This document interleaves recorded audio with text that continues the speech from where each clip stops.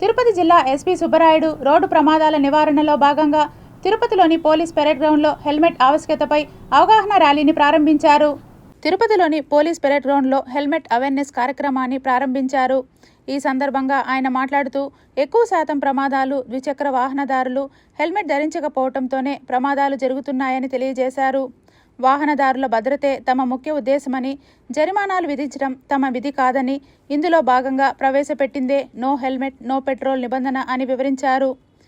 జిల్లాలోని ప్రతి petrol బంకులకు helmet లేనిదే ద్విచక్ర వాహనదారులకు పెట్రోల్ పట్టకుండా తగు సూచనలు చేసినట్లు ఈ సందర్భంగా ఆయన తెలియజేశారు.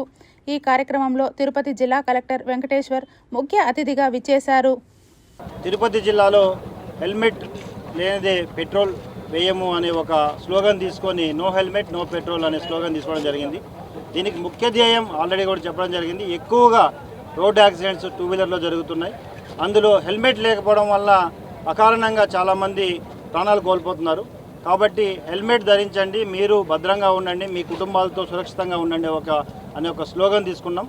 ఈ కార్యక్రమాన్ని అందరూ సీరియస్గా తీసుకొని అందరూ హెల్మెట్స్ ధరించి మీరు భద్రంగా ఉండాలని కోరుకుంటున్నాం.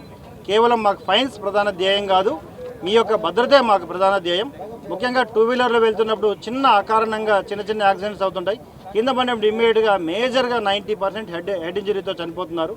కాబట్టి అవి తగ్గించడానికే ముఖ్యంగా ఈ హార్ష్ డెసిషన్ తీసుకోవడం జరిగింది.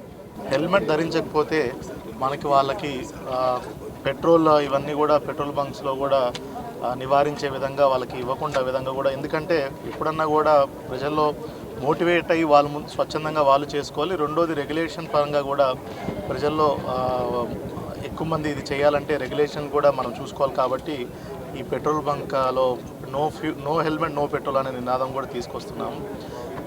ప్రజలందరికీ నా విజ్ఞప్తి ఏంటంటే, మనకి హెల్మెట్ ధరించడం వల్ల మరణాలు చాలా వరకు రెడ్యూస్ చేసుకోగలం. అదేవిధంగా మేజర్ ఇంజురీస్ నుంచి బైక్ మీద జారిపడినప్పుడు కూడా మనము మేజరీస్ బారిన పడకుండా చూసుకోగలము. కనుక దయచేసి తిరుపతి ప్రజలందరూ కూడా, ఇప్పుడు గొప్ప నగరంగా తిరుపతి మనకి రానున్న రోజులు ఇంకా పెద్ద నగరం అవబోతుంది.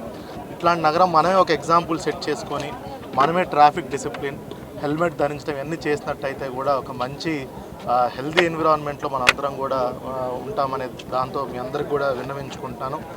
ఎక్కువ మంది ద్విచక్ర వాహనాల సంబంధించి వ్యక్తులు చనిపోవటం, వాళ్ళని నమ్ముకున్న కుటుంబం, వాళ్ళ భాగస్వామి కానీ, పిల్లలు కానీ, వాళ్ళ తల్లిదండ్రులు కానీ ఆర్థికంగా దెబ్బతింటం, వీధిని పడటం మనం చూస్తూ ఉన్నాం. వీటిని నివారించే ఉద్దేశం, కుటుంబాన్ని కాపాడే ఉద్దేశం, అట్లానే ఆ పిల్లలు చదువులు వాళ్ళ భవిష్యత్తుని కాపాడే ఉద్దేశంతో ఒక మహత్తర కార్యక్రమాన్ని మన ఆంధ్రప్రదేశ్ గవర్నమెంట్ తీసుకొచ్చింది. దాంట్లో భాగంగానే ఈరోజు అవగాహన కార్యక్రమం చేశాం. ఇక్కడికి మన రేణిగుంట సంబంధించిన ప్రెస్ పీపుల్ కానీ, పబ్లిక్ కానీ, పోలీసు కానీ పూర్తిగా సహకరిస్తున్నారు.